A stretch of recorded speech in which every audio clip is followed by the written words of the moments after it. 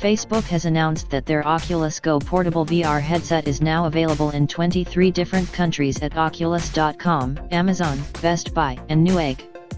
The headset features a cordless design, which means that it doesn't need to be connected to a PC or smartphone to function.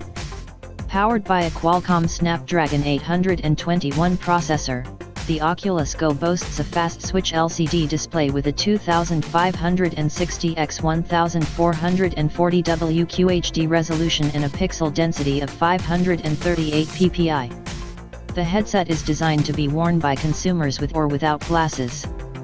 However, consumers can purchase compatible Virtu Clear prescription lenses and insert them directly into the Oculus Go.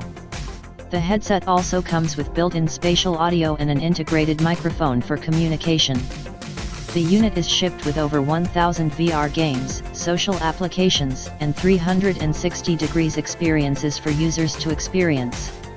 The Oculus Go starts at $199 USD for the 32GB model and $249 USD for the 64GB model.